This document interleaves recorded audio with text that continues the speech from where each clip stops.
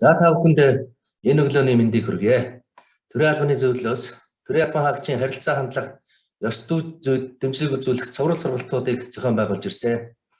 За энэ хүрээнд албан хаагчийн зөөлөн ур чадварын олон улсын тодорхойлолт, мэдээлэл, арга туршлагыг гадаад хотоодын эрдэмтэн судлаачдаар зарлаж байна. За бусдыг сонсох, мэдэрч ойлгох, баг хамт олноо дэмжих, хамтран ажиллах гэх мэт харилцааны зөөлөн ур чадварыг хэрхэн хөгжүүлэх талаар онлын мэдлэгийн зэрэгцээ практик туршлагаас ойлгож мэдэх зайлшгүй шаардлагатай юм аа. За энэ удаагийн хичээлээр Америкийн нэгдсэн улсад ажилтны зөөлөн ур чадварыг хэрхэн хөгжүүлдэг талаар танилцуулахаар Америкийн нэгдсэн улсын All State компанийн програмчлалын ахлах инженер доктор Ширчингийн Баатрыг өрн оролцуулж байна. За тэрээр шинжлэх ухаан, нийгэм, түүх, соёлын өргөн мэдлэгтэй, за эх орныхоо хөгжил дэвшлийн талаар үзэл бодлоо байнга илэрхийлж судалгаатай, үндэслэлтэй, сонирхолтой мэдээлэл түгээж байдаг ийм эрдэмтэн хүн юм аа. За ингээд та бүхнийхээ өмнө Баатар өгшийга урьж байна. За сайн байна уу. Миний яриа сонсож байна уу? За сайн байна уу. Сонсож байна. За өнөөдөр яриага эхлэх үү? Эхлэе. За өнөөдөр би энэ та бүхний урилгыг хүлээн авч өөрийнхөө санал бодлоо илэрхийлэх болсонд баярлж байна. Баяртай байна. Тэгээд бол би өнөөдөр бол үндсэндээ 4 чиглэлээр яриа гэж бодлоо. Эхэндээ бол одоо өөрийнх нь намтрыг маш товч танилцуулъя. Үүний дараа бол American Post компанид одоо шинэ ажилчдыг хэрхэн сонгож авдаг талаар ярив. Тэгээд мөн компани ажилчдын ёс зүйд ямар хөө шаардлага ажилчдаа тавьдгийг, мөн хувь хүний харьцаан дээр юу анхаарах, Америкийн компанид ажиллахад анхаарах зохистой вэ гэсэн энэ 4 сэдвээр ярья. За би 1983 онд Өвөр Хангай аймгийн 1-р 10 жилийг төгссөөд Зөөлөх бод улсын Новосибирск хотын цахилгаан техникийн дээд сургуульд одоо компьютер тооцоолон бодох машины програмчлалын инженерийн сургуульд явж 5 жил сураад 1988 онд төгсч ирээд бол эрүүл мэндийн яамны харьяа тооцоолон бодох төв анагаах ухааны хүрээлэнгийн өмнө бол манайх бол эрүүл мэндийн яамд хамгаалж байсан эмнэлгийн удирдлагын төв гэж байсан. Тэр төвд ажиллаж байсан. Тэгээд бол бид нар бол актемд анагаах ухааны хүрээлэн нэгдснээс хойш анагаах ухааны хүрээлэнд байж 1990 онд Япон улсад сурахаар явсан. Жил хагасын хугацаатай. Тэгээд тэндээ сурч авах хугацаанд бол докторантурт орсон. Ингээд бол Японд бол 6 жил хагас сураад тэгээд бол тэндээ бол сургуульд төрүүлдээд ажиллаж авах хугацаанд бол одоо Америк нэгдсэн улсад Harvard их сургууль, Massachusetts-ийн технологийн дээд сургууль гэдэг хоёр сургуулийн дундын танхимд постдок гэдэг докторийн дараах сургалтанд шалгалт өгөөд тэнцээд тэгээд бол Японы Fujitsu гэдэг компаниас бол 3 жилийн хугацаатай цалин аваад тэгээд бол Америкт орж ирсэн. 1997 оны 10 сард Америкийн нэгдсэн улсад орж ирсэн. Тэгээд Бостон гэдэг нөгөө Америкийн нэгдсэн улсын зүүн эргийн одоо их хуучны хот тэнд байдаг Harvard их сургууль, Massachusetts-ийн технологийн сургуулийн хамсарсан танхимд судалгааны ажил хийж байгаад бол одоо тэндээсээ жил хагасын дараа Америкийн баруун эрэгт Сан Франциско хотод бол байна. Oracle гэдэг компани харьяа Kitex тэгээд Tenfold гэдэг яг мэргэжлийн чиглэлээр ажилласан програм хангамжийн инженерээр ингээд бол дараа нь бол 2002 онд одоо .com crash гэж болоод одоо нэлээ IT-ийн салбар өөрчлөгдсөн. Тэгээд бол манай одоо бидний үйлчлүүлэгч компаниудын нэг бидэнд одоо санал тавьсны дагуу All State гэдэг даатгалын компанид орсон Америкийн даатгалын 10 том компани нэг намаагаар үед бол энэ компани бол нэг 64,000 ажилчинтай байсан. Одоо бол 32,000 хавцаа ажилчинтай болсон. Нэлээд цомгтгол явагдаж олон үед амжсан. Үндсэндээ бол энэ компанид ороод 90 одоо ч яг 21 жил ажиллаж байгаа юм байна. Энэ бичлэн бол одоо сүүлийн Америкт бол үндсэндээ 24 жилийг өнгөрөөж байна. Тэгээд бол энэ бол миний үндсэн мэргэжил бол компьютер софтверийн инженер, ахлах мэргэжилтэй хийдэг. Програм хангамжийг бол 1983 оноос хойш бол 38 жил бичиж байгаа мэргэжлийн хувьд. Энэ бол миний анхны одоо мейжер гэж нэрлэдэг. Америкт бол одоо анхны мэргэжил. Тэгээд бол энэ Америкт байх хугацаанд болохоор би нийгмийн ухааны чиглэлээр дэлхийн соёл иргэншил археологийн чиглэлээр бол нэлээд олон жил хичээл авч сурсан. Би даач энийг бол Америкт бол double major гэдэг одоо 2 дахь сургалт гэж үздэг. Одоо Америк нэгдсэн улсад хүмүүс 1 мөн 2 төрлийн мэргэжилтэй байдаг. Тэгээд одоо career change гэдэг одоо мэргэжлээ сольж болдог, солихгүй байж болдог. Тэгээд яг хобби маягаар юм уу нийгмийн ухааны салбарт бол бас нэлээд юм уншиж, ном үздэг ийм хүн байгаамаа. Тэгээд бол одоогоор бол мэргэжлэр ажиллаж байгаа. Одоо коронавигоос сүүлийн 2 жил бол гэрээсээ голдуу ажиллаж байна. Өөрийнхөө тухайд товч танилцуулахад ингээд юм байна. За ингээд 2 дугаар үндсэн сэдвтэ орё гэж бодож байна. Одоо American Post компанид шинэ ажилтныг хэрхэн сонгож авдаг вэ гэж одоо энэ талаар ярив. Америкийн компаниуд бол янз бүрийн шатанд янз бүрийн компаниас хамаарат одоо жижиг баг одоо юуны одоо манай стартап компани гэдэг гарааны компани гэдэг өөр компани болгоны соёл нь өөр хэдэн жил одоо хэдэн зуун жил болсон компаниуд байна. Бидний энэ одоо миний ажиллаж байгаа энэ компани бол үндсэндээ бол 80 орчим жил болсон компани. Америкийн даатгалын их том компани байсан. 3 төрлийн даатгал байдаг. Энд бол нэгдүгээр бол одоо бид нар лайм даатгал гэж яриад байдаг. Нийгмийн даатгал гэдэг энийг бас хийжсэн. Тэгээд бол хүний эд хөрөнгийн даатгал гэр одоо янз бүрийн байнуудад эд хөрөнгийн дотор бол одоо гэр болон одоо автомашин, зайв эдэргээд хуваагддаг. Тэгээд энэний одоо тооцоолон бодох одоо тэр салбарт нь бол үндсэндээ 2400 орчим хүн ажилладаг. Тэрний 300 хүнтэй салбарт нь Сахиурын хөндий Silicon Valley гэдэг эндээ бол тэдгээ төлөөлж 20 хүн ажилладаг. Тэрний тоонд нь байна. Би бол үндсэндээ бол Канадад байдаг төсөл дээр ажилладаг хүн. Канадад одоо Америкч нөлөө төслүүд нь хоорондоо ойрхон байна. Иймэрхүү маягаар Америкт одоо ажиллаж байна. Манай компани бол одоо энэ Legacy компани гэдэг. Ямар Legacy компани гэхээр бол одоо хуучны уламжлалтай, өөр ингэсэн соёлтой удаан жил тогтносон юм компани. Тэгээ би өөрийнхөө компани дээр тогтоод компани соёл гэж ямар хөө юм байдаг одоо энэ талаар нь та бүхэн ярьж бий. Тэгээ манайх бол ажилт хүн авахтаа бол одоо хүний нөөцийн байгууллага гэж байна. Одоо HR гэдэг Human Resource Department гэж байдаг. Манайх хуучнаар бол боловсон хүчний тасаг байна. Энд бол одоо хүмүүсийн одоо резюме гэдэг танилцуулгыг бол хүлээн аваад тэд нар бол банк тэрэн дээр ажиллаж байдаг. Ингээд бол компани бол үндсэн зорилго бол 80-20-ийн зарчим гэж зарчим байдаг. Энэ нь болохоор бол ажилчдынхаа 20%-ийг өөрчилж шинэ хүн авч одоо зарим нь өтгөлт гарна, зарим нь бол муу тааруу ажил бол одоо хална гэх мэтлэн бол одоо 80% нь үлдээгээд 20% нь одоо сэлбэж байгаа. Тийм учраас одоо 100% гэж үзэх юм бол 100-аас бол заавал нэг 20 нь бол шигшгдэж үлдээд нэгэн бол ажилласаа халаадах цомгтолд орох, нэгэн бол одоо тэтгэврт гарах гэх мэтлэн янз бүрийн юмуд өртдөг. Тэгээ энэ одоо 20% одоо шинжилж орж ирж байгаа хүмүүс нь бол одоо банк одоо энийг одоо шинэ цус сэлбэлт гэж нэрлэж байна. Fresh blood гэдэг нэрлэдэг. Энэ мэтлэн бол одоо хүмүүсийг авч чаддаг учраас бол ажилтны тэр одоо ямар орон тоондар ямар хүн авах тэрийг яаж сурах гэдэг одоо бүх талаар бол одоо бодод тооцоолсон одоо тийм юм бол байгаамаа. Тэгэхээр хамгийн гол нь хүмүүсийг бол ажилд авахтаа эхлээд бол тэр ямар хөө боловсралтай юу хийж чаддаг гэдгийг нь болохоор тэр резюме гэж одоо тэр хүний танилцуулга нь одоо үзээд тэндээс бол сонгож авсан хүмүүсээ болохоор эхний шатанд бол сонгоод авчдаг. Тэгээд авсан хүмүүсээ болохоор тэр ямар ажлын байр байна гэдэг тэр ажлын байр хариуцж байгаа мэргэжлийн хүмүүстэй бол үзүүлдэг, танилцуулдаг. Эхнийхээ шатыг давчих юм бол мэргэжлийн хүмүүс л үзээ тэн дотроос бас дахиад шигшилт хийн. Тэгээд бол тэр шигшилтнээс одоо нэг 30-40 хүний одоо тэр хүний нөөцийн танк бас гаргаад ирэхэд бол нэг 5 юм уу 6 хүнийг бол за энэ дээр шалгаж үзье гэж бодоод бол тэр хүмүүсээс бол юу авдаг? Ярилцлага авна.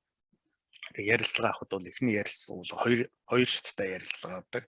Эхлээд бол тухайн хүнийг бол одоо ямар хүн бэ? Хүнтэй яаж харьцдаг юм байна? Ямар хүч царайтай хүн байна? Ер нь юу хийж чадмаар хүн ингээд хүн талаас нь бол одоо энгийн одоо ярилцлага авна. Энд бол болохоор нэг нийтдээ дарга нороор одоо янз бүрийн хүмүүс оролцсон нэг 10 хүн тэр хүнээс ярилцлага авна. Тэгээд тэр 10 хүнийг бол ер нь нэг 6-аас дээш нь одоо санал өгöd. За энэ хүнийг бол ажилд авчихаар юм байна гэт үцгэд бол нөгөө 4-5 хүнээс нэг 2-3 нь бол сонгож аваад тэгээд 2 дугаар шатны ярилцлаганд оруулдаг. Тэгээд 2 дугаар шатны ярилцлаганд болохоор яг 5 хүн бүрэлдэхүүнтэй мэргэжлийн хүмүүс, мэргэжлийн юм асуун. Тэгээд ярилцсан тавуулаа чөлөөтэй сайхан ярилцаад дараа нь бол тэр 5 хүний 3 хүний саналыг авч иж бол тэр хүн бол ажилд ороход бол тэнцнэ. Тэгээд бол тэнцсэн хүнээ бол одоо эхлээд бол юу яа ажлын нөхцөл за ямар цалин өгөх ямар гэрээ хийгүүд анхны шатны гэрээгээ тэр хүндээ танилцуулна. Тэгэхээр зөвшөөрч юм бол гарын үсэг зурна. Гарын үсэг зурсны дараа бол яг ажил тэрэг хүнээ авахын тулд бол одоо манайх шиг том хэмжээний компанид бол яад юм бэ гэхээр бол тэр хүнээс бол эхлээ шээсний шинжилгээ авдаг. Тэгээ шээсэн дотор байгаа одоо хар тамхи хэрэглэсэн байна уу, насандаа ямар насандаа хэрэглэсэн байна гэдгийг нь бол тогтоочно.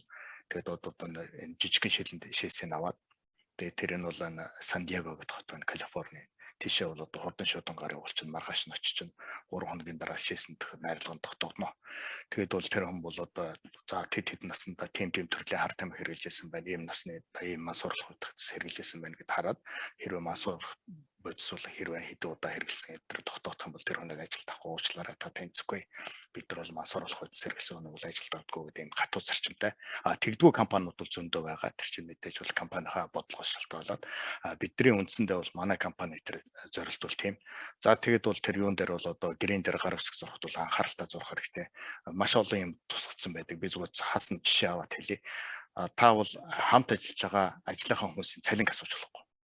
Та тэр хүмүүстэй бол өөрийнхөө цалинг хэлж болохгүй. Цалингийн тухай ямар нэгэн яриа одоо тэр одоо зөрчил асуудал одоо гарч ирэх юм, хэл ам гарч ирэх юм бол тааш ажлаас таныг тэр өдөр шууд халнаа гэдэг одоо ингэ. Та хэрвээ ямар нэгэн эмэгтэй хүнд юм уу ямар нэгэн хүнд одоо бэлгийн дарамт үзүүлэх юм бол таныг бол тэр чинь шүүж үзээд ажлаас нь 7 хоног одоо байлгаж байгаа. Тэрний дараа бол одоо юу яана таныг одоо халах уу яах вэ гэх асуудлаа шийднэ гэдэг. Ингээд гэх мэтлийн нөхцлүүдэд танилцуулна. Тэр нөхцлүүдээр нь бол үндсэндээ бол энэ ажилд орохдоо бол одоо тэр хүн бол бүх байдалтай танилцаад гар үсэг зураад орчин. Тэгээ ямар нэгэн асуудал гарахад бол тэр гар үсэг зурсны даа за та энэ дээр ингэ зурсан байна. Одоо энэ чинь юм байна. Энэ чинь ингээд та энийг зурсан учраас баяртай. Халах одоо та халчих тийм нөхцөл үүсдэг. Ер нь ямар нэгэн байдлаар бол Америкт ажилд ороход бол их хүнд, ажлаас гарахад бол ерөөсөө нэг л хэдэн минут юм хэдэн нэг цагийн асуудал дарагтайгаа хэлээ за би ажлаасаа гарлаа гэдэг юм бол бүх юм хүний нөөцийн танхимтайгаа ирээд ажлаасаа хамархан гарч болно. Ажил болоход хэцүү. Тиймэрхүү байдалтай байдаг өрсөлдөөн бол асар их байна. Одоо үндсэндээ бол үндсэн ажилчин болох бол аюу хэцүү байдаг. Ямар нэгэн үндсэн ажилчнаар ороход одоо энийг full time гэдэг бүтэн цагаар ажиллах гэж байна. Тэгээ хагас цагаар ажиллах хүмүүс бол одоо нийгмийн одоо хангамж нь бага байдаг учраас хагас цагаар ажиллаж байгаа хүмүүс бол тийм хүмүүсийг бол ажил дуртай авдаг, тэгээд одоо зөвлөхөр авч яана гэж ажилуулдаг. Зөвлөхөр авч байгаа хүн бол үндсэн ажилчнаасаа бол цагаар цалингийн нөгөөд нэлээд өндөр өгж байгаа. Тэр төслөө дуусангуудаа тэр хүнээ явуулцдаг. Энэ нэг бол доктор байхгүй, гэрээ байхгүй.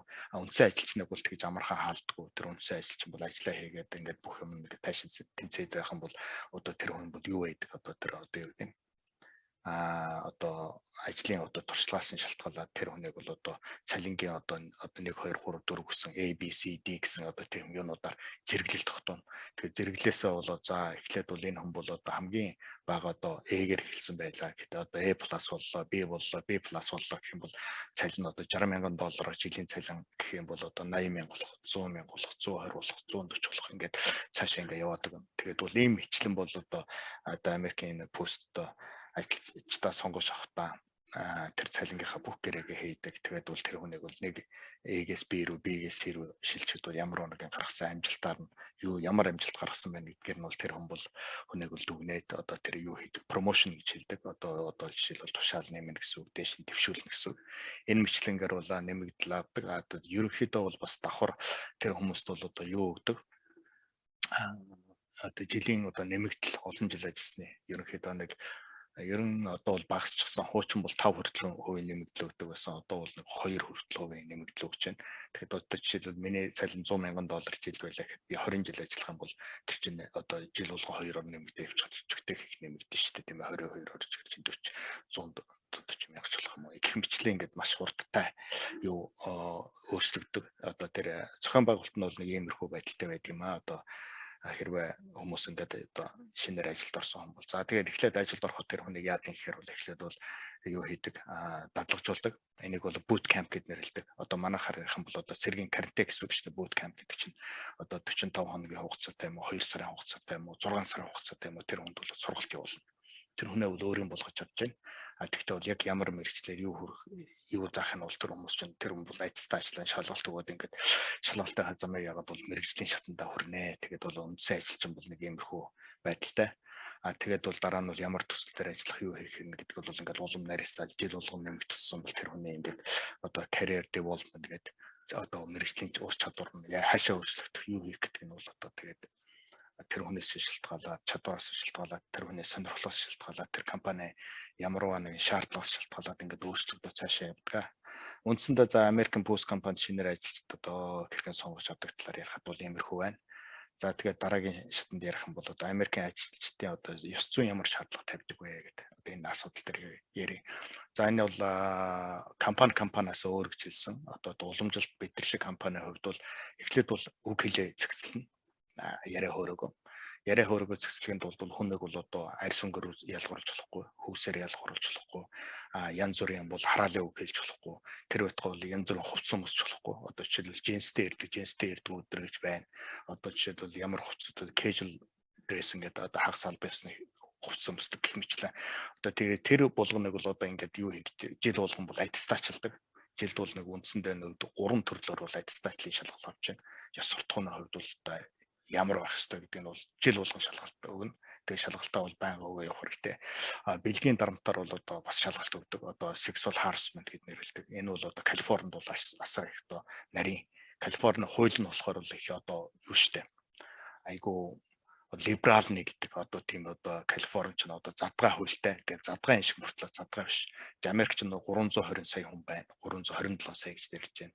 50 мужи байна. 50 мужиас ч одоо манай мужид гэхэд чинь 44-өөс 45 сая хүн нэг мужид амьдарч байна. Энэ бол одоо Америкийн асар олон одоо юунуудын мөнгөний уурхай бүх одоо 4 5 том мөнгөний уурхай бол энэ мужид байдаг учраас энэ бол одоо тийм олон хүнтэй Америк одоо том мужи одоо эдийн засгаар бол дэлхийд ч одоо 7 юм уу 8-д орж штэ Францтай өрсөлддөг билүү тийм өндөр түвшинд ордог тэр хамаг мөнгөний уурхайнууд энд байдаг учраас бол ийм шаардлагууд тавьдаг аттестатчл авдаг тэгээд бол аттестатчл аавн тэгээд тэр чинь бүх нарийн залтуудтай одоо жишээлбэл би бол хэрвээ ямар нэгэн хүн намайг дээрлэх юм бол би бол зүгээр тэр утас байдаг 1800 одоо hotline гэдэг тэргүй уцтаад ингээд одоо би ингээд намайг ингээд энэ маягаар гадуурхлаа үгэлээр гадуурхлаа хүүсээр гадуурхлаа насаар гадуурхлаа ингээд хэлэх юм бол тэр нөгөө гадуурхсан биш шалгаад тэгээд бол ажлаас нь халах хүртэл тийм юутай ийм нарийн тийм учраас бол ер нь бол одоо монголчууд одоо манайхан энэ сошиал эдэр дээр янз бүрийн үг сураад дими явуулаа үг одоо хэрэгэлдэг болсон байна. Одоо үгээ хэлэхдээ бол эцэгцтэй хэлнэ шүү дээ. Америкт одоо F гэдэг үгээр хэрэгэлсэн үгийг болохоор хэлэх юм бол зүгээр харууд янз бүрийн одоо муу нийгэмлэг дэвжээд хэлэх юм бол сум болоо төр эдэр нь буудуулна амь насаа алдна. Одоо янз бүрийн мэдгүй хүмүүст хэлэх юм бол тэр чинь хүнийг одоо дээрлсэн шүүхтэй тэр хүнс чинь бүх мөнгөнийх нь ажилчтай хэлэх юм бол одоо тэр F үгийг л хэрэгжилж болохгүй. Зарим ихт найз нөхдүүдийн хувьд бол F-ээр ярьдаг одоо хэрэгжилдэг тийм модонд одоо ярьдаг тийм одоо тийм компаниуд хүртэл байна. Тэр бол юунаас шалтгаалаад одоо Монгол тэрийг дэлгэрүүлэхдээ залуучууд ер нь бол тэр амь насанд хүртэл аюултай F гэдэг үгийг хаана яаж хэрэглэхээс шалтгаалаад гэдэг тиймэрхүү их тийм өргөн утгатай юм болгон дээр одоо ингэж хэрэгэлдэг учраас тийм үгнүүд бол хэрэглэхгүй гэж заасан байдаг. Одоо хүмүүсийг бол тэгтээ бол хүнтэй ингээд одоо ярихад бол одоо хүмүүст бол ойлголцохын тулд бол ямар нэг юмыг болохоор бол одоо юу гэдэг юм богино өгүүлбэрээр тавч өгөө тодорхой өгүүлхэн өгүүлэгдүү хоёр нь хоёулаа байж байгаа ингэж ярина одоо passive sentence гэж одоо байдаг одоо тэр одоо ямар байна би одоо энийг ойлгосон гэхдээ надад ойлгогдсон гэж хэлж болохгүй гэх мэтлээ одоо ингээд ийм үгийг одоо хэлэхдээ болохоор их тийм шулуун их товч өгөөд хүнд ойлгомжтой. Ерөөсөө ямар нэгэн зүйлийг бичгтээ ч гэсэн тэр одоо пуст компани одоо миний хийж байгаа одоо ажлын юу вэ штэ. Код бичиж байгаа. Тэгэхэд бол тэрийг бол би өөр ингэж ерөөсөө хийж бодож болохгүй. Энийг бол би бол ингээд өнөөдөр хийсэн юм болгоно бол одоо тайлбартай хийнэ. Тэгтээ бол бүгд нь одоо баримтжуулна одоо documentation гэдэг бүх одоо ийм шалтгаантай ингэсэн гэдэг бүх юм бичээд үлдэн. Тэр бол ямар шалтгаантай юм бэ? Тэр бол компани одоо юу хөрөнгө компани одоо asset гэд нэрлэдэг. Би тэрийг бол цалин аваад тэрийг хийж байгаа учраас үл тэр миний хувийн юм бол биш. Би өөрөө оролцоод тэрийг юм хийж байгаа ч гэсэн хэрвээ би маргааш машин дариулаад өгчих юм бол маргааш шинэ нэг хүн ирээд хараад тэрийг бол цааш нь уншаа явахд шууд ойлгохдоор ингээд одоо стандартын дагуу хийдэг бүх юм гэдэг. Энэ их анхаарах зүйл байдаг. Одоо 900% бол одоо их нарийн шаардлага тавина. Том компаниуд бол аяйгүй нарийн шаардлага тавина. Одоо тэгээд тэр чинь их одоо их нарийн одоо жишээл эмэгтэй хүнийг одоо тэдүү удаад ингэж харж болохгүй, ийм үг хэлж болохгүй.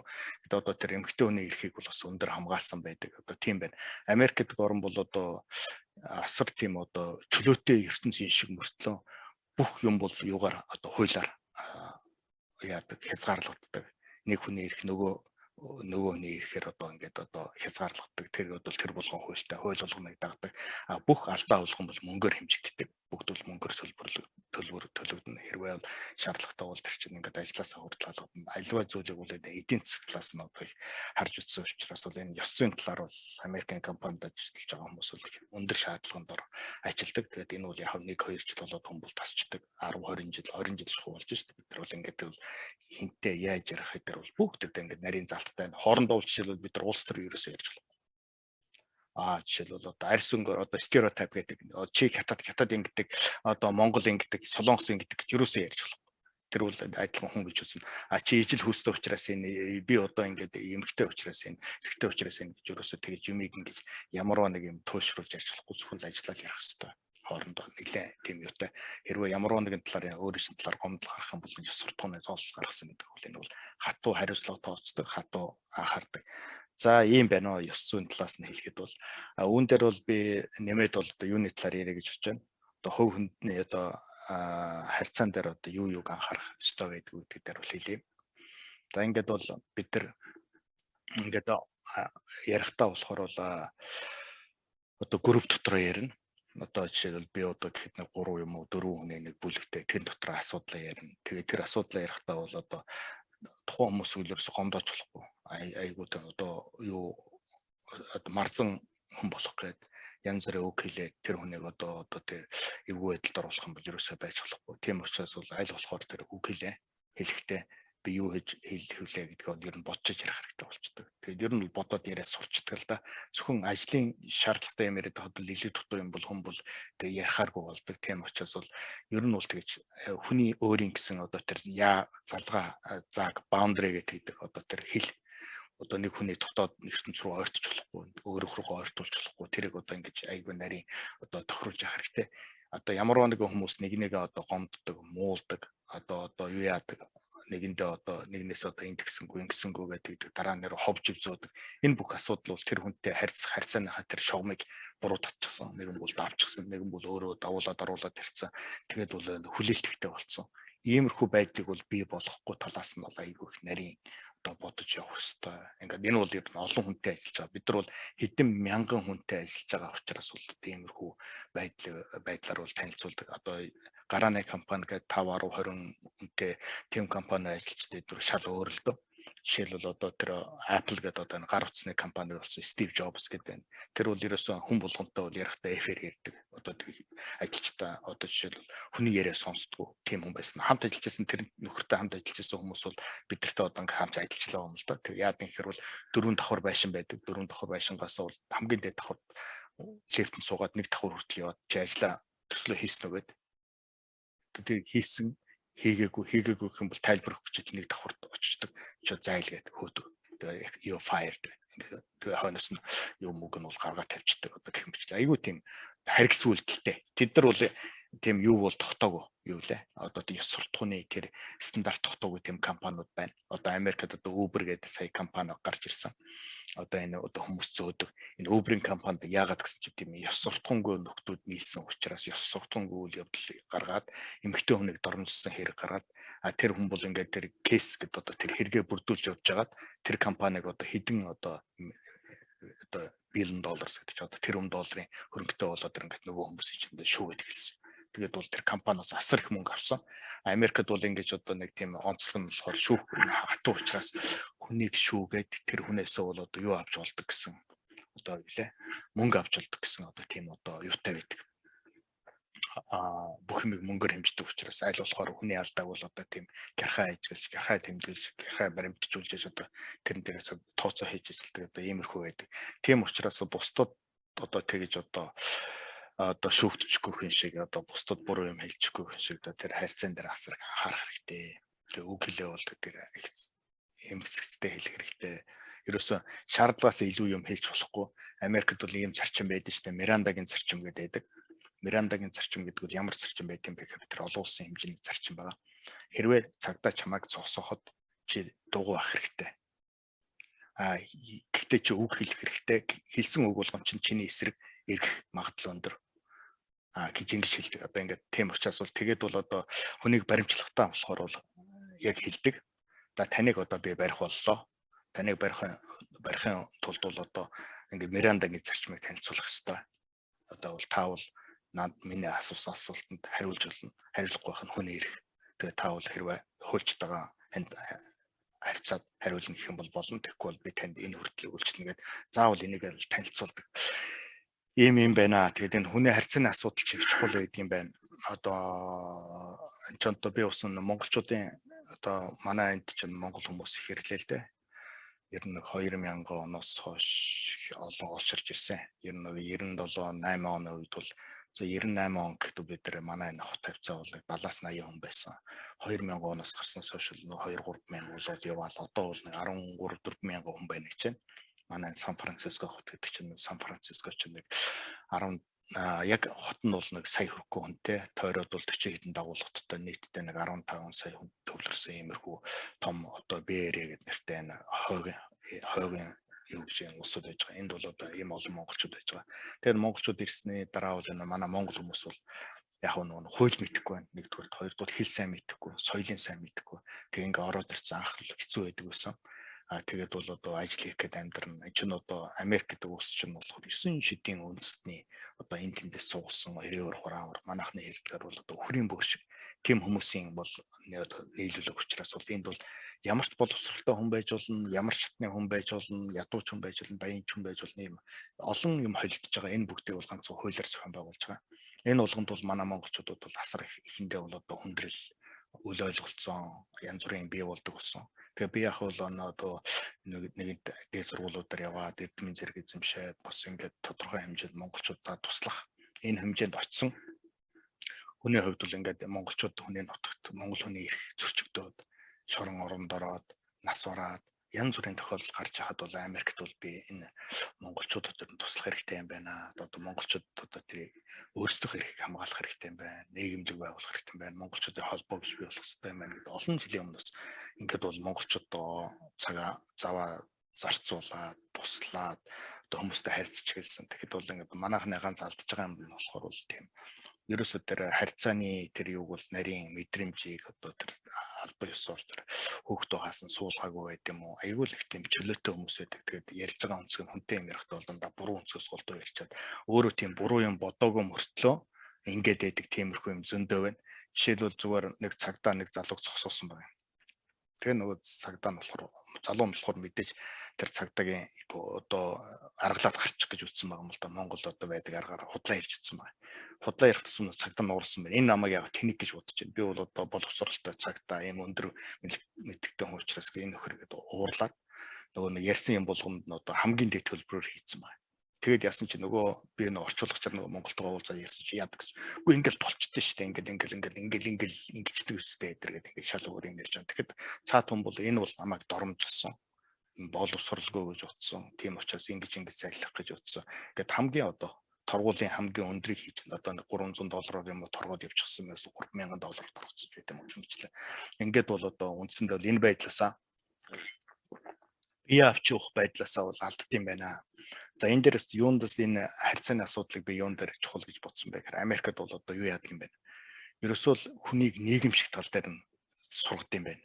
Америкийн боловсролын систем чинь одоо K14 гэдэг одоо юуны Америкийн сургуулийн 12 жил цэцэрлэгийн насны 2 жил нийлүүлээд 14 жилийн нэг сургадаг. Энэ 14 жил ингээд хүн бол ингээд сураад ингээд 18 нас хүрээд юм одоо ингээд нийгэмд ороход бол ерөөсөө тэр хүн бол заавал эрдэнэ жохон болов ш. Энэ хүн бол нийгэмд гарахын тулд юу хийх ёстой вэ гэхээр нэгдүгээр англи хэлийг цэвэр ойлгох байх ёстой.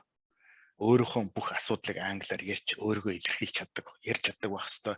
Бусдын ярьсан яриаг бол ойлгодог байх ёстой. Юмыг уншаад ойлгодог байх ёстой. Бусдад юм ойлгуулдаг байх ёстой гэдгийг заана.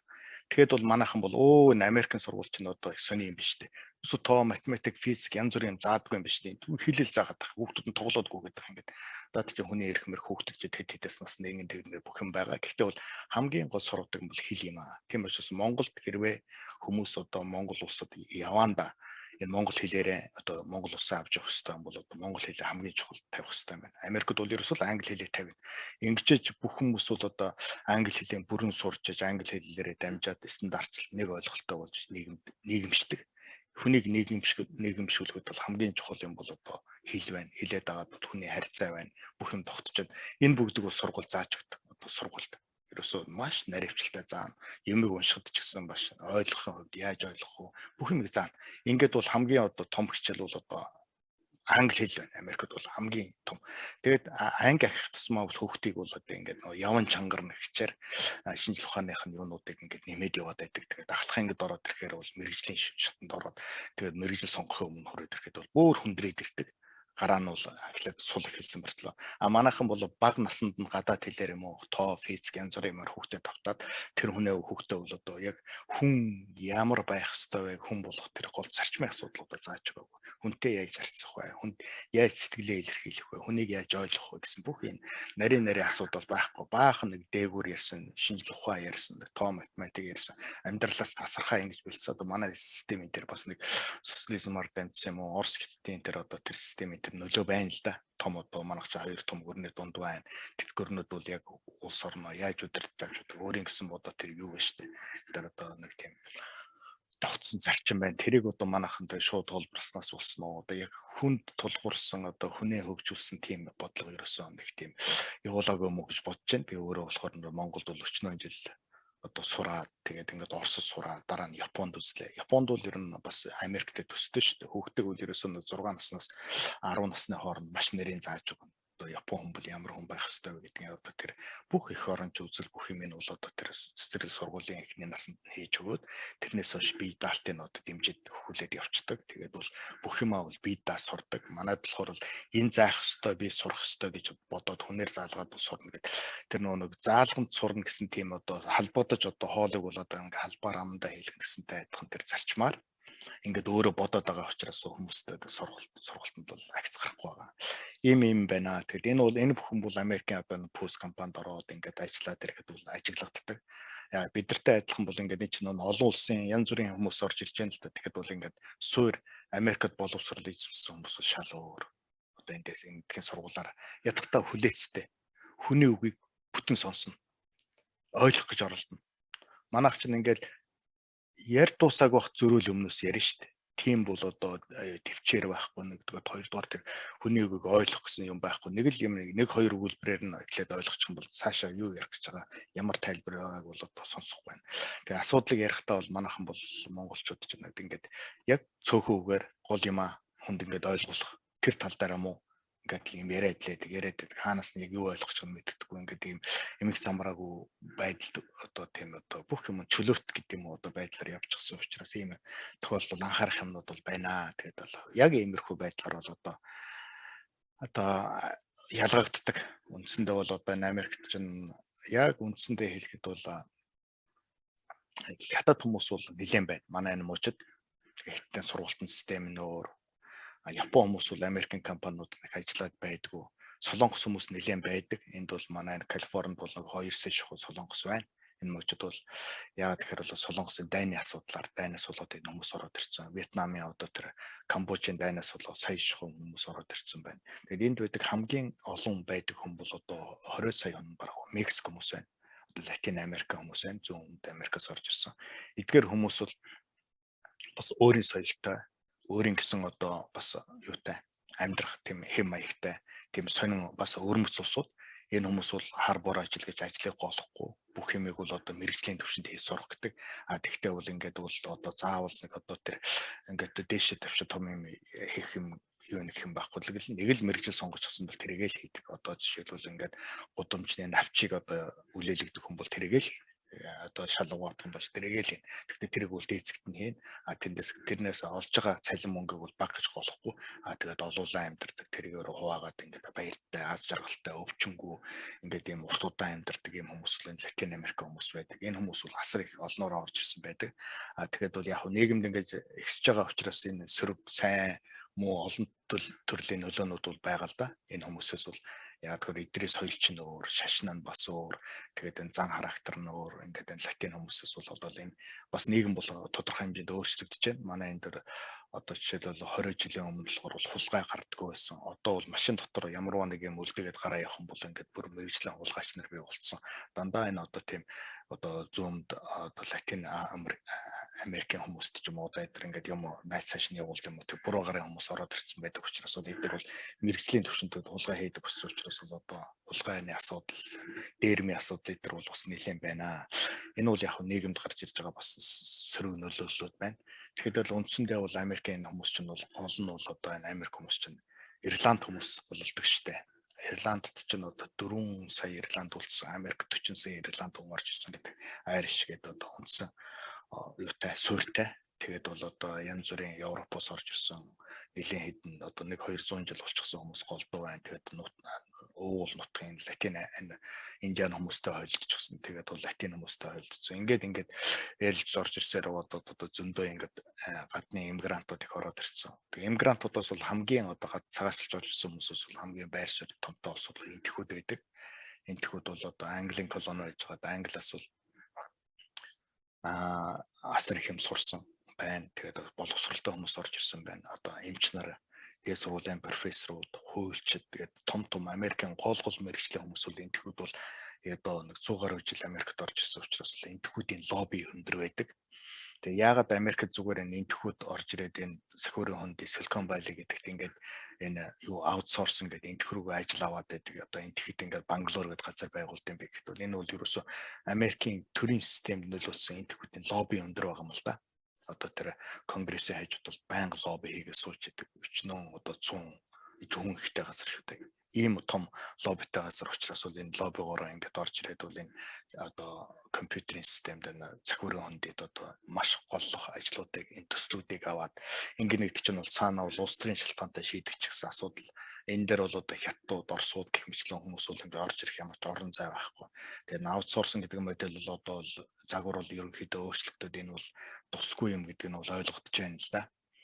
Энэ бол эхэндээ бол нэг одоо 20 жилийн өмнө бол энэ маш түргэн хугацаанд ажлаа гадна гаргаад гаднахнаар хийлгээд маш бага одоо нэг хүний энд өгц цалингаар 10 хүн 20 хүнийг ажиллуулад энтэгт ажиллаа хийлгэн гэсэн төлөвлөгөөтэй хурдан хугацаанд их мөнгөийг одоо мөнгө угаах маягаар ашиг олно гэсэн бодолтой гаргасан боловч явандаа болохоор энэ бол технологи алдсан.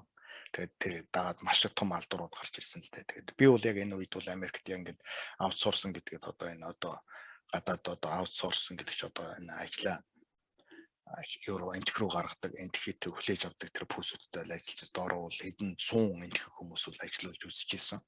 Тэгээд энтхийд одоо ингээд ажиллуулчих модель бол яагаад амжилтгүй болсон юм бэ гэх гол шалтгаан болохоор нэгдүгээрт бол энд бол одоо технологийн нарийн юмнуудыг алдахгүй тулд бол гол юм аахгүй гар хөрөөнийхөө ажлыг одоо ойр зур юм хийлгдэг одоо жишээлбэл ямар нэг юм тестинг гэдэргээ шалгах байх тийм ойр зур юм хийлгдэг учраас бол энтхүү хамаг тэр ажлуудаа гаргасан. Нөгөөдөл технологи юм авахгүй ч үздэг. Тэгээд технологи хүмүүсийг ингээд сургахаар нөгөө хүмүүс нь болохоор жоох юм сураад ирэхээр өөр тэр компаниас гараад өөрөө нэг $300 ажил цалинтай хүн байсан бол $1000 цалинтай ажилд орчин. Бид нар бол үндсэндээ тэр хүнийг 6 сараас 1 жил сургаад алдчихдаг. Энэ мэтлэн байдлуудаас болоод ерөнхийдөө бол энэ юу бол ховорцсон.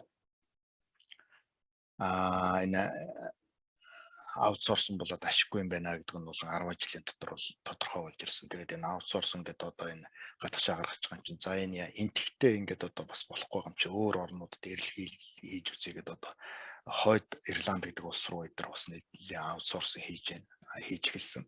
Ингээд энэ бол гад тэндээс бол ажиллах хүч юм аа тийш нь гаргаад ажиллаа тийш нь гаргаад хийж үлдсэн. Гэтэл одоо Америкийн хууль, тэнтгийн хууль хоёр өөр. Тэнтгийн хүмүүсийн суурь хүмүүжил одоо нөх хүмүүсийг одоо нөгөө ясун царны ялгадаг одоо цэвэр цусны одоо манай монголч одоо чэйжнүүдэд гэдэгтэй адилхан тийм цэвэр хүмүүс байгаа учраас бол үл ойлголцох үйл ажиллагаа олон болж ирсэн зүйл тэр бол бас уналтанд орж байгаа. Ингээд бол одоо Канада руу бол нэлээд ажиллаа бол хойш нь бид нар гаргаж ирж байна. Ингээд их хэмчлээ ингээд энэ бол энэ нийгэм бол ингээд их юу яаж юм л да өөрчлөгдөж байна. Америкийн нийгэм одоо дотор нь 20 жил ажиллаа дотор нь юу вэ гэдгийг ингээд хараад ингээд ирэхэд бол Америкийн нийгэм ингээд энэ мэт юмнууд өөрчлөгдлөө. За үндсэндээ бол би төлөвлөсөн хэдэн асуултлаа ярьлаа. Тэгээд үлдсэн хугацаанд та нар асуулт асууж болно. Чөлөөтэй нэгэн бол өөрсдөө үгээ хэлж болно. Би үндсэндээ нэг 40 гаруй минут ярьсан байна. Тэгээд үгээр бол яриагаа дуусгая.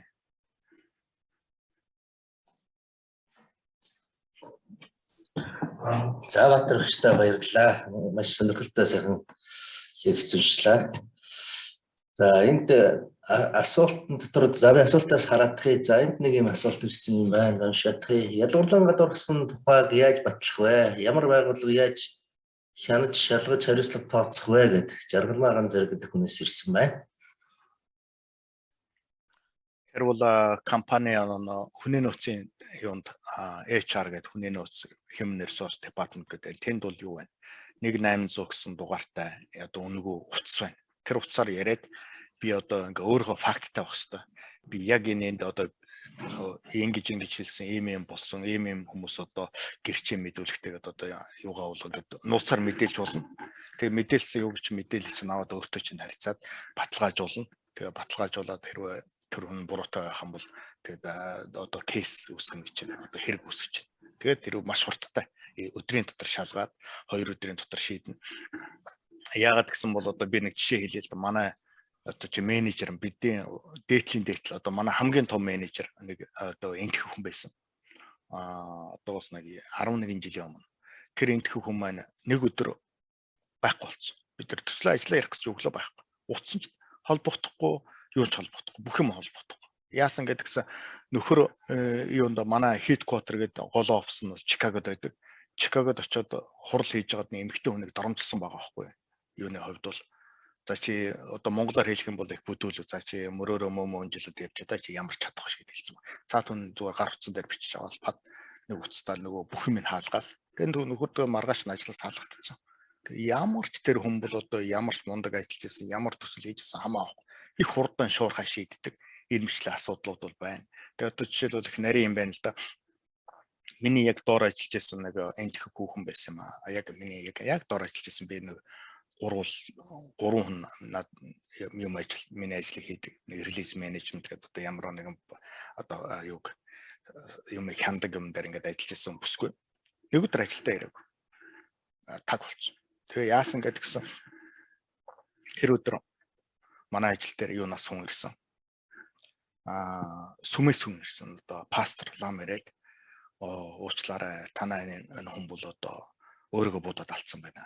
Одоо танай энэ хамт ажиллаж исэн хүн чинь одоо тийм учраас та нарыг паниктуулахгүй тулд одоо бурхны өмнөөс ингээд тангаргалаад одоо ингээд юу яа би одоо ингээд пастор хүн ирээд ингээд юу гэж байна. Та нар ингэж болохгүй паникт орж болохгүй гэдэг баахан ингээд амраах юу өгчээд 2 цагийн дараа хүрээд ирсэн чинь нэг хүний нөөцийн газраас яриад за яасан ямар юм болсон гэсэн за та нар өнөөдөрт ажилласаа амарч гэдэг маргааш нь өнжөөд нөгөөдөр 3 дахь өдөр дээр яасан чинь асууж эхэлж байгаа байхгүй за та тэр хүнтэй яаж харилцажсэн ямар дарамт байсан уу танд тэр хүн өөрөө хийж хэлжсэн үү гэдэг тэгээд чимээгүй болчихсон. Тэгээ би бас асуугахад байсан чинь 14 хоногийн дараа яасан гэсэн чинь нөхөр бол гэртээ хэрүүл хийгээл эхнэр нь нөхөр нь за чи өөрийгөө алчих маа ингэж амьдж хахаар муу амьдрахаар сайн хөх гэдэг ингээд гаргуул цэнгэлээд өхөнгөт нөгөөтг нь хүүхдийнхээ дэргээ буудаж чадахгүй гэрээсээ гүйж гараад хоёр алхаад өөр тархиндаа буудаад алчихсан тэр хүүхэн 38 настай хүүхэн байлоо да энтэх хүүхэн тэгээ яасан гэсэн тэр бас энтэхүүт ч юм бас хатуу тийм хөлтэй байд юм байна хөлтэй ч гэж яах вэ тийм юутай байд юм тэр механизм ингээд тиймэрхүү экспириенс одоо юм ороод ирэхэд бол маш олон талаас нь одоо тэр дандаа хүний нөөцийн байгууллагаас манай компаниас мэрэгжлийн хүмүүс одоо дандаа хуульчд орж ирээд тэгээд энэ асуудалтай их болгоомжтой харьцаж байна. Тэгдэггүй бол намайг гомдооч болохгүй, биднийг хэн нэгнийг гомдооч болохгүй, бидрээс бас хэрэгтэн байна уу гэдгийг бас давхар хянчиж байна. Бидний сэтгэлийг давхар засаж байна. Гэх мэт иймэрхүү нарийн юмнууд болдог. За дараад нь бас хэд хэдэн асуулт авагдсан байна. Тэгээд ерөнхийдөө бол Америкийн нэгдсэн улсын төрийн албан хаагчдын ажлын гүйцэтгэлийг яаж үнэлдэг вэ? Ер нь ажлын гүйцэтгэлийг хэрхэн үнэлэх вэ гэсэн үнэлгээний системийн талаар өгч гэсэн асуултууд хэд ирсэн байна. Америкт бол төрийн албан хаагч бол би биш л компанид л ажиллаж байна да. Энэ хүнийг бол түрүүний хэлж штэ одоо тэр компани ажилчтай бол юу яана. Хийж байгаа ажлынхаа амжилтаар дүгндэг системтэй. Тэр системээр одоо хүн болгоныг evaluation гэдэг хүн болгоны ажлыг дүгнээд байрлуулээд тэгээд эхний 80-д орж явах юм бол тэр хүний ингээд бол яахчгүй сүүлийн 20-д нь орчих юм бол одоо тэр хүн асуудалтай орж ирнэ. Одоо энэ ажлын шаардлага хангахгүй юм байна гэд тэр хүний одоо орон тоогийн цомгохдох нь өөр ажил дээр тавина. Ингээд бол ийм ингэж одоо шин цус сэлбэх гэж муугаас нь одоо ингээл манад одоо ингээл одоо мал хөшрөөд ирэхээр зааслалж идэл ингээл төлөө өргөжлүүлээд идэх шиг нөгөө ажилчтай болохоор ингээд бас шинэ хүн аваад ажиллуулад нөгөө хуучнаас нь ингээд чадал мутагаас нь ингээд халаад яваад нэгэн бүлтгэрт гаргаад ингээд байна гэж энэ нэг систем байна. Хүнийг урамшуулад яах юм бол түрүүний одоо тэ ABCD гэдэг одоо хуваарлцсан тэр одоо цалингийн одоо хязгаарууд ерөөсөө цалингийн урамшуул. Тэгэл хэдэн дарга нар энэ ийм төсөл хийсэн байна гэж дарга нартаа дээш нь одоо эн чинь юутааштай компани юм чинь одоо яг нэг командын шугамар явна шүү дээ. Одоо ингээл дээд дээрийн супервайзеруудаа дамжиж яваал тэгэл хамгийн сүүлд нь болохоор энэ хүний цалинг одоо 5% нэмэх хэрэгтэй юм байна. Энэ хүний цалингийн хязгаар бол $100,000 байсан бол 120 болгох юм байна. Энэ хоорондоо ирэх юм байна гэх юм бол тэр хүнээс тэр хийсэн ажлынхаа гүйцэтгэлээс шалтгаалаад жилд 2 удаа тэр хүнийг одоо ажлын одоо дүгндэг 6 сар жилийн ажлын дүн бол дараа жилийн эхний 45 хоногт гардаг. эхний 6 сарын юу бол 7 сарын 15-наас 20-ны хооронд гарчдаг. Ингээд бол тэр хүнийг бол 2 үешттэйгээ тэр хүний ажлыг бол одоо дүгндэг. Тэгээ ажлын дүгнэлтийг бол өөрөө би ажлаа юу хийснээ бичиж өгнө. Миний хийснэг дарга нар миний дээдлийн дарга баталгаажуулаад яах юм бол тэгээд хурдлаар авч ороод тэгээд яг тэр надтай адилхан өөр одоо өчнөө тэр компани дотор байж байгаа тэр хүмүүс одоо зэрэгцүүлээд энэ аль нь одоо алт юм бол одоо нөө холцгүй юм уу аль нь хүндийн гэдэг нь одоо хэмжиж үзээд за одоо 10 хүний 3 ч юм уу одоо промошн гэдэг одоо цалингийн нэмэх хэрэгтэй юм байна. Эдгээр бол одоо шаардлага хангаагүй байна гэдэг. Ингээд тэр бүр тийм системтэй. Тэгээ өөр ингэсэн тогтсон системтэй. Энэ бол Америкийн яг тийм одоо гаднаас оруулж ирсэн тийм системээр хэмждэг. Өөрөөсөө тэрийг бол тэр зарчим системийг тогтоодгүй одоо тэр юу гэж одоо 3 дахь одоо софтвер ч байна, ажиллах хүчин ч байна. Өөр компани, консалтинг компани орж ирээд эднийг хийгээд өчтдөг. Өөрөөсөө тэрийг хийдэггүй. Ингээд савсараас нь орж иж өөр компаниас орж ирээд өөр модельээр юм хийгээд өчтдөг. Одоо дүгнэх, ажил дүгнэх эдэр чинь надтай хамт ажиллаж байгаа юм бол намайг л аюулгүй сайнаар дүгнэх гэж бодсон шүү дээ. Тэгэх юм бол тэр чинь болохоор миний өгсөн, манай дарга өгсөн үнэлгээг цаатал 3 дугаар өөр компаниар ороод тэд нар мэрэгжлийн хүмүүс дүгнээд тэгээд хариуг нь өгчдөг. Тийм учраас бол тэр бол нэлээд шудраг дүгнэлт болдог. Их мэтлэн тиймэрхүү систем нь өөр л дөө. Төрд бол би сайн мэдэхгүй. Төрийн албанд бол одоо энэ бол төрийн албанд манай баг хүү нэг 2 жил ажилласан. Сакраменто мужийн захиргаанд одоо газрын алба гэсэн үг дээ тэнд ажиллаж исэн. Тэр газрын албанд ажиллаж байгаад бол ачааллын хөндөртэй хэцүү. Тэгээ яг уу нийгмийн хангамж нэг сайн, цалингийн хэмжээнд бага тиймэрхүү хэцүү байд юм байна гэдэг. Тэгээ дараа нь бол 2 жилийн дараа хувийн компанид яваад орчихсон л доо. Тиймэрхүү төрийн албаны талаар сайн мэдэхгүй юм байна. Компани ерөнхийдөө зарчмын хувьд бол тэгэж хүний ямарваа нэгэн хийсэн ажлынхын гүйцэтгэлээр үнэлээд тэр цалингийн үнэлдэг системийнхаа дагуу тэр зэрэгээ тогтоочих юм бол тэгэл тэр зэрэгтэл шилжээ бол маргаашнаас нь цалин бол өндөр болол явдаг. Бүх юм бол мөнгө урамшуулалтай. Тим маягаар л зохицуулсан байдаг компани дотоод үүний үнэлгээний үйл ажиллагаа бол тиймээс хүмүүс байнга сурах хэрэгтэй, байнга өөрийгөө боловсруулах хэрэгтэй, байнга одоо ажиллаа сайн хийх хэрэгтэй. Тийм одоо тийм ингээд яваад л хүн чинь ингээд жигдэл явдаг. Жигд ингээд сураад л дэшээ яваад байдаг. Нэг хэсэг явж байгаа л ойж буугаал нэг монголчууд тийштэй яг одоо шалгалтын 3 өдрөө өмнө юугаа хичээлээ хийдэг ч юм уу тиймэрхүү биш. Энд чинь ингээд жигд юмыг сурдаг. Нөгөө хятад монголчуудын тухай юу гэж хэлсэн байдаг юм бэ? Монгол хүмүүс дайнд уртах урд дотор мориод хийжээдэг гэж. Өө чи морир явах юм байна. Мориндоо өвсөг юм биш тэгээд ингээд ийм зонтой гэдэг сударт ингээд бичээд үлдээсэн байгаа байхгүй. Монгол хүн бол дайнд мартах урд дотор мориод хийжээдэг гэдэг зан нь тийм гэж бичсэн. Хэмчлэн дэнтэй л адилхан юм. Тийм. За баярлалаа. За одоо ганц асуултанд нэг давчаа хариулт аваад асуулт хариултаа өдөрлөө. Тэгвэл цаг хугацаа маань өнгөрөх нь. За Монголд төр хувийн төвшил гэлтгүү үг хэлээр дарамжлах асуудал байгаа. Энийг Америкийн жишээгээр нутгшуулахад юу хэрэгтэй вэ? Эсвэл зөвхөн тухайн байгууллага дотоодоо юм дүрм журм гаргах уу? Тэр 80-20-ын харьцааг Монголын төрийн албанд хэрэгжүүлэх боломжтой юу? За ийм асуулт. Тэгээд төвчгөн хариулаад тусгадаа.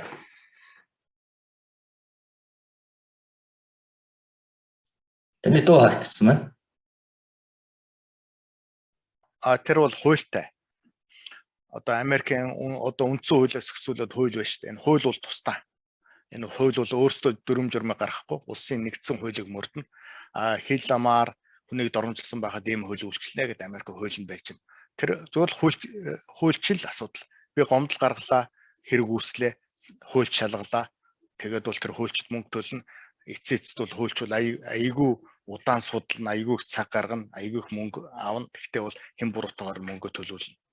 Ингээд бол ингээд хуулиар шийдэгддэг.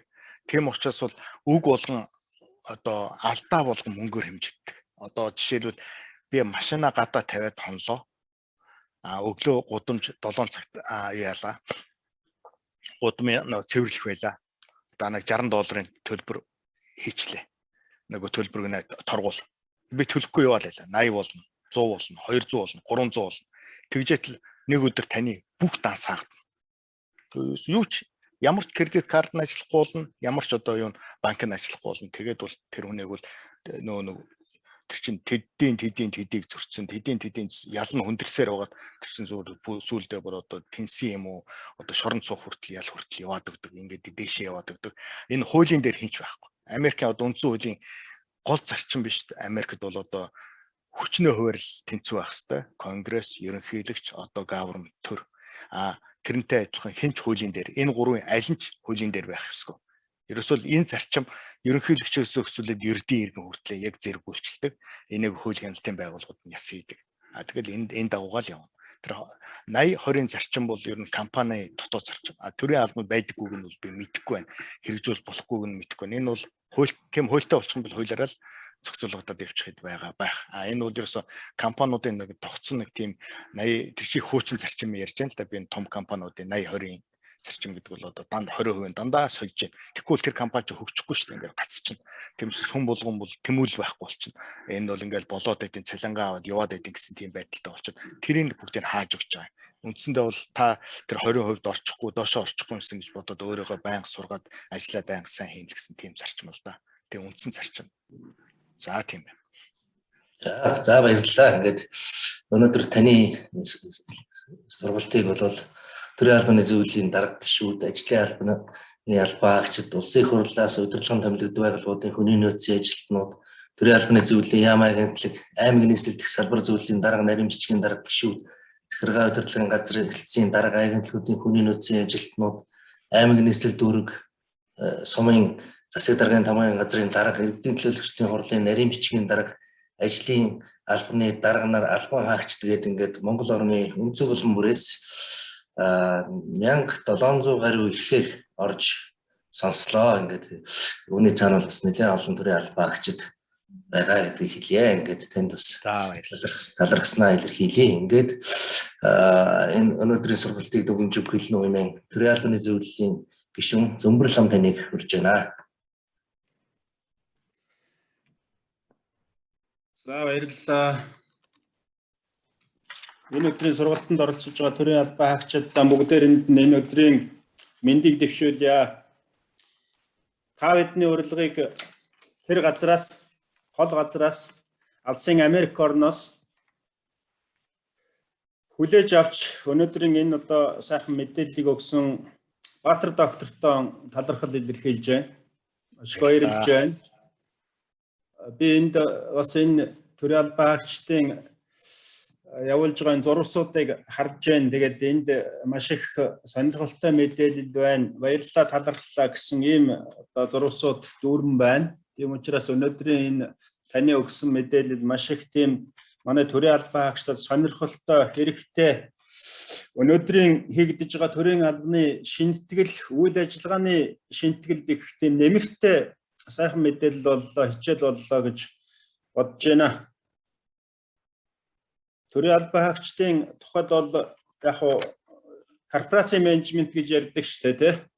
Corporation management гэдэг энэ бол бас л төрийн албаны удирдлагын шинэ онол загвар байдаг. Тэгэхээр тэр онол загварын гол агуулга нь юу гэдэг зэрэг энэ хувийн ашиг олохын тулд энэ корпорацууд хувийн одоо аж ахуйн хөвшил яаж менежмент явуулаад тийм амжилтанд хүрээд байгаа энэ тэр амжилтанд хүрж байгаа тэр арга барилыг төрийн энэ бюрократ тогтолцоонд хэрэгжилж болох юм байна гэдэг тийм л зарчим юм. Тийм учраас өнөөдрийн Баатар докторийн ярьж байгаа биднэрт яг өөрийнхөө энэ ажиллаж амьдэрсэн энэ Америкийн аж ахуйн нэгжид албаа хааж ажиллаж амьдрахад хэрэгтэй гэж үзэж биднэрт дамжуулж байгаа энэ мэдээлэл бол үндсэндээ төрийн албанд өнөөдөр бас төрийн албаны шинтгэлийн гол чухал асуудал бүгдээрээ ярьсан болгон гол чухал асуудал. Тэр албан тавигддаг шаардлага, тэр хувцаслалт, тэр одоо хэл ярианы соёл, тэр бие биентэй хүндэтгэлтэй хандах ёс зүйн олон шаардлагууд, тэгээд тэр гүйцэтгэл тооцдог аргууд, яг жинхэнэ гүйцэтгэлээр нь байгуулсан гавьяагаар нь дэвшүүлж ажил томилдог, хөгжүүлдэг, дэвшүүлдэг тэр зарчим ментэр гэдэг бол бүгдээрээ л одоо бидний төрийн албаны гол зүйл байгаа. Тэгээ хамгийн гол юм нь бол өнөөдөр бид нар Америк улсад бол бүгд ийм чөлөөтэй байдаг, ардчилсан орон, чөлөөт орон, тэнд хүмүүс ерөөсөө юу ч хийсэн дураараа байж идэг юм шиг бид нар ярьдаг. Тэгээд өөрөө дураараа бай гэхдээ зэрэг энэ Америкт тэгдэг ингэдэг гэж их ярьдээ. Манай одоо Монголд бол бид нар тийм яриа их гарна штэ. Энэ чинь Америкт бол тэгдэг штэ. Энэ ч одоо хүний эрх зөрчих гэдэг нэм юмар бид нар хязгаарлагдахгүй шүү гэдэг ингээд яадаг. Тэгээ өнөөдөр одоо ингээд ярьж байгаа яриа бол энэ Америк улсад энэ алав хааж энэ нийгмийн амьдралд нь идэвхтэй оролцож монголчуудтайгаа цуг одоо тэр орны соёлд дасад дадсан энэ хүний ярианаас бол тэр Америкийн нийгэм, тэр чөлөөт нийгэм, тэр ардчлалын эх оронд бол тэр болгон тийм байдгүй юм байна гэдгийг бол манай төрийн албан хаагчид бол ойлгосон байх гэж бодож байна. Тэгэхээр хүний эрхээр бусдын эрх хязгаарлагддаг. Алхам тутам тэр нь бол одоо ингээд алдаа нь мөнгөөр үнэлэгддэг. Үр дагаврын тухай үед нь гаргадаг гэх. Хуулиас дээгүүр юм байхгүй, хууль дээдлэх ёс тэнд одоо жинхэнэ ёсоор үйлчилдэг гэх. Энэ сая энэ зурус харж байхад бас энэ жишгээр одоо эрх зүйн зохицуулалт нь явагддаг орон болоод арай өөртөө гэсэн тийм зүйл явж байна. Энэ жишгтэй нь бас гол нь биш л дээ. Хууль дээдлэх ёс бол жишгтэй орондож адилхан, их газрын эрх зүйтэй орондож бас адилхан юм л байдаг. Тийм учраас бид нар бол өнөөдрийн энэ Баатар докторийн хэлж ярьсан зүйлүүдээс бол авах өөрийнхөө үйл ажиллагаанд хэрэглэх олон одоо сайхан шинэ мэдээллүүд авлаа. Баярлалаа. Ингээд төрийн албан хаагчид та бүхэндээ бүгдээрээ нь одоо амжилт хүсье. Баатар доктортой дахин талархал илэрхийлье. Бүх төрийн албан хаагчид өнөөдөр одоо энэ оролцож байгаа бүх одоо энэ сургалтанд оролцож байгаа төрийн албан хаагчдын нэрийн өмнөөс тань талархал илэрхийлж байна. Ингээд баярлалаа. Төрийн албаны Монгол улсын төрийн албаны зөвлөлийн дарга Баатар зориг дарга таныг урьж байна. За бүгдэнд өглөөний минь төргий. Баатар доктороо цахимаар оролцож байгаадаа баяртай байна. Сайн байна. Сайн байна уу та? Тантай уулзж байгаадаа баяртай байна.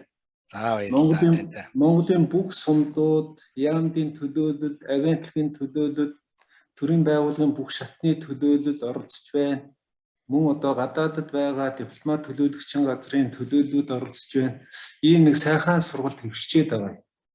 7 хоног үрийн 4 дахь өдрийн 10 цагаас гээд энэ их сайхан байна. Би бас их баяртай байна. Энэ сургалтанд бас оролцоод өөрийнхөө үзэл бодлыг илэрхийлж болж байгаад бас баярлж байна. 7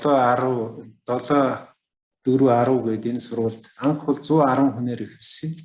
Одоо хэрэглэгч нь ингээд 1700 хэрэглэгч гэхлээр цаана зарим нь бол одоо өнгөрсөн 7 хоногийн 4 дахь өдрийгт бол Сүхбаатар аймгийнхан зарим нь тэр соёлын төв театртай байна. Эндээс үзэж байна гэсэн. Сая сэтгэлдлүүд дотор бол бүхэл нэгжүүд одоо оролцоогоо хэлж байна. Энийний дараа манай ажилтнууд тодорхой хугацаа өгөөд оролцож байгаа хүмүүс хаягаа үлдээх нь боломжтой. Бид нар хаягаар энэ хүн хэдий ямар хугацаанд оров, хизээ гарав гэдээ бас ажиглаад судлаад байдаг юм аа. Ингээ зарим зүйлийг тодруулж хэлье. Баатар доктор би таныг ичнээгээр маш сайн мэднэ. Бас одоо бүтээлийг судалж байсан. Явсан хүмүүс хүн таны тухай ам сайтай ирдэг. Сая одоо улсын их хурлын дарга тэргүүтээ улсын их хурлын гишүүд, парламентын гишүүд ажилласан байгаа. Америкт бас та уулзсан байлээ. Бидний мэдээлэл бас ирсэн. Тэгэхээр бас бид нар мэдээлэлтэй байна уу? Тийм байлгүй яах вэ? Тийм. Зандаа шатар дарах чинь манай энд өөрөө бүр оюутан байсан хүн шүү дээ. Их ойр байсан л да. Чинь янз бүрийн золгүй явдал өдр болоод. Тэгээ сайхан уулзсан, бүгдээрнтэй нь уулзсан. Ганц хоёр шин залуу гişүүдтэй нь бол танилцсан. Зарим нь бол таньдаг мэддэг хүмүүс нэг бас тал нь байсан. Тэгээ сайхан бүгдээрнтэй нь уулзсан. Сайхан яриад. Таныг сайхан яриа өрнүүлсэн гэх. Тэгээ манайх ийм сургалт авахгүй л үзэж ин даа гэсэн олдох юм болоо да гэсэн. Тэгээд одоо сайн судлаад ирэхээр та бол Канадад байдаг төсөл дээр ажилладаг. Ажиллахдаа Америкээс амьдардаг. Монгол хүн. Тэгээ одоо Америкээс монголчуудтайгаа 1700 хэрэглэгчтэйгээ тэгээ цагийн зөрүүтэй нөхцөл сайхан мэдээлэл өглөө. Таны мэдээлэл ашиглаж болохоор, шууд хэрэглэж болохоор, ажилдаа тусгаад аваад болохоор бас одоо өөрсдийнхөө олдтыг баттгаад сул талыг одоо бас засаад явчихаар яг л одоо хэрэглээний сэдвтээ ийм сайхан гайхалтай мэдээлэл өглөө. Тэгээ юу гэсэн үг вэ? Харвардд одоо доктор хамгаалсан, Японд доктор хамгаалсан ийм хүн оролцож байна. За, төрийн албан хаагчтай хандаж хэлье. Хүсэлт байна. Нэгдүгээрт нь саяын лекцүүдийг бид нэр энэний дараа шууд видео болгоно. Энэ дээр сэтгэлдлүүд ирж байна. Бас мессежүүд ирж байна. Түгээх ажлууд дээр та хэд маань туслаарай. Би гууж байгаа биш, зөвлөж. Энийг төрийн байгууллагуудад нэвтрүүлвэл бидний ажилд хэрэгтэй юм аа гэдгийг одоо зөвлөё. За, хоёрдугаарт нь 80-20-ийн зарчимтай холбоотой энэ зүйлийг бид нэр хуулжлаад харилцааг зохицуулаагүй боловч практик дээр жил бүхэн төрийн албан хаагчдын 20 хүртэл хувь нь одоо бас хөдөлж байгаа янз бүрээр. Энийг бид нар хуулийн дээр цаашид анхаарал хандуулаад хэрэглэн дээр одоо босго ашиглалт дээр анхаарал хандуулъя. Гуравдугаарт нь таны өгсөн мэдээлэл дотор энэ үр дүнд суурилсан цалин хөлсний асуудал байна. Энэ шин төсвийн хууль одоо улсын их хурлаар хэлэлцэж байгаа. Одоо ч хэлэлцэж байна. Би тэндээс одоо завсарлах гуйгаад хүрээд ирээ сууж байна. Энэ хуулийн дээр бол яг одоо хувийн салбарын арга туршлагыг саяын таны хэлдэг компанид ажилтан авсан хүнийг ямар одоо үйлдэлтэй байх уу, үр дүнд суурилсан ямар цалин олох уу гэд ийм зүйлүүд бол нэгжийн тухай хуулиар төсвийн тухай хуулиар 1 сарын 1-ээс араа өөр болж байгаа шүү. Саяын Баатар докторын хэлдэг одоо концепцүүд явж байгаа. Энийг зөв хэрэгжүүлэх, хөрсөн дээр хэрэгжүүлэх нь бидний одоо ур чадвараас бас шалтгаална гэдгийг төрийн албан хаагчтай хэлье. Тэгээ энэхүү үйл ажиллагааг зохион байгуулсан одоо Цөмөрлөм дарга, Эрдэнэт дарга энэ нэгжүүдэд мөн одоо мэдээлэл өгсөн, сайхан танилцуулга өгсөн Баатар доктортой талархлаа илэрхийлье. Амжилт хүсье. Гайхалтай лекцээ. Өөрөндөө та хэлийдэ гэд үлдээсэн сэтгэл байвал хэлж болно шүү. Бид нар бол нэг юм бодолтой байсан. Анх одоо 20 хэдэн жилийн өмнө захим өртөө гэд байгууллага байгуулад тэр захим өртөө гэдэг ямар өчтэй юм бэ гэхээр бол гадна байгаа монголчууд өөрийнхөө байгаа газрыг одоо өртөө гэж бодоод мэдлэг боловсруулалтын тэр улаач болоод бол Монголд одоо тэр оюуны хөрөнгө оруулалт хийх хэрэгтэй юм аа гэсэн үзлээр бид нар нэгдэж залуучууд нилээ явсан. Зарим хэсэг нь улс төр рүү орсон, божигнуулж явна. Одоо тэр манай захим өртөөгөр дамжсан олон улс төрчид байна. Элбүүдэрж ерөнхийлөгчөөс гэсүүлээд одоо хамгийн сүүлд одоо хүн намынханаас гэсүүлээд олон хүмүүс байна. Үндсэндээ бол манай энэ одоо гадагшаа орсон оюуны энэ урсгалыг бас тодорхой хэмжээнд ард түмэндээ хөргөх, ер нь оюуны хөрөнгө оруулах асуудал дээр бол их төвлөрч ажиллах чухал гэж бодож байна. Та бүхний энэ ажил бол яг одоо тэрэнд дөгүүр болж гадна байгаа монголчуудынхаа оюуны хөрөнгө оруулж байгаа нэг асуудал. Өнөөдрийн миний өчүүхэн ярьсан юм надад мэддэг гайгүй юм шиг байж магадгүй. Гэхдээ зарим хүмүүс бас санаа өгөх юм байж магадгүй. Тийм учраас энэ бол би нэгсэндээ өөрийнхөө оюуны хөрөнгө оруулалт та бүхэнд оруулаа гэж бодож байна. Тийм учраас бол та бүхний энэ үйл ажиллагаа бол их зөв цаашаа явцтай энэ одоо их сайн үйл ажиллагаа байна. Би үнэхээр талархаж байна. Ингээд гадна байгаа хүмүүстэй хүрээд оюун мэдлэгээс нь суралцаад, хуваалцаад ингэж одоо гүүрүүлж идрээ ажиллана гэдэг бол та бүхний ажил бол гайхалтай байна. Би бас энэ дээр баяртай байна уу? Бүгд нь байж байна. Бид нар ч Монгол хүмүүс юм чинь бүгд л Монголоо л хөгжүүлэе гэж хүн болгоно бодно шүү дээ. Тэр нь муу энэ сан гэх юм байхгүй. Тийм учраас хүн болгоны тэр хэрэгтэйг нь аваад тэгээд энэ улс орны чинь цааш нь авч явах хэрэгтэй гэсэн ийм бодолтой байна. Тэгээ та нарт би бас их баярлж байна. Маш сайхан та нар хүлээж авч маш сайхан одоо ингэж хүн олон хүнд одоо бидний бодож явж одоо юу хэрэгтэй юм бэ гэж Монголдо бодож явж байгаа нь хөргүүлнэ хөргөж яана гэдэг чинь энэ бол одоо асар гоё энэ сайхан үйл явдал шүү дээ. Энд бол би бас Монгол хүн гэсэн үндэс бол маш их баярлж байна. Та бүхний ажил үйлс олон сайхан сэтгэлээ бүтэх болтугай гэж өрөө одоо Монгол хүн чинь амны билег өрөөлөөр явдаг шүү дээ. За баярлалаа. Баатар доктор та Канадын компанид ажилладаг, Америкт олон жил ажилласан гэхэд бас монгол хэлээр их аялахгүй ярьж шүү. Юу ах вэ? Зөвхөн сайн байх шүү. Аялал чинь тийм байхгүй. Үгүй тийм монгол хүн чинь монголоор л ярина. Өөр ямар ч хэллээд яахгүй шүү дээ. Тэр нь бол асуудал байхгүй. Нөгөө нэг Оросд яваад хурж ирээд энэ хотод байгаа цагаан юм чи юу гэдэг вүлээ гэд нэг хон руугаа заагаад тэгжсэн гэсэн. Тэр шиг байж болохгүй шүү дээ. Тэр чинь бол ерөөсөө бол хэл бол өөрчлөгдөхгүй хүний хэл бол тийм учраас би бол яг манайх чинь Америкийн компани Канадын төсөл дээр ажиллаж байгаа. Дандаа Канадад үйл ажиллагаагаа явуулж байгаа хэсэг дээр нь би ажиллаж байгаа юм л да. Канад ч аюулгүй олон юутай, хувийн завьтай, тэгээ завь бүхэн даатгалтай. Тэрний даатгалын систем дээр нь бид нар ажилдیں۔ Маш олон төрлийн ингээд наривчлаа доошлоо систем нүрээд ирэх юм бол тэгээ Канад руугаа их чиглэж ажиллана. Канадуудтай хамтарч ажилладаг тийм одоо төсөл дээр ажиллаж байна. За тийм. Доктор манайхан бүгдээрээ оролцож байгаа энэ 1700-аад хэрэглэгч гэж цаана нэг хэрэглэгчийн цаана маш олон хүн байдаг. Зарим ч нэгж хүн байгаа, зарим нэгжгээр хүн байгаа. Тэгээд хандлага соёлууд их өөрчлөгдөж байгаа. Төрийн албан хаагчдаараа бахархаж байна. Сая одоо зөвлөгөө өгтөл мэдээллийг түгээнэ, дэмжнэ гэд ингээл шууд нэвтэрж байгаамаа. Ингээд эрхэм баян болсон Эрдэнэ боловсролд амжилт хүсье. За баярлалаа. За баярлалаа.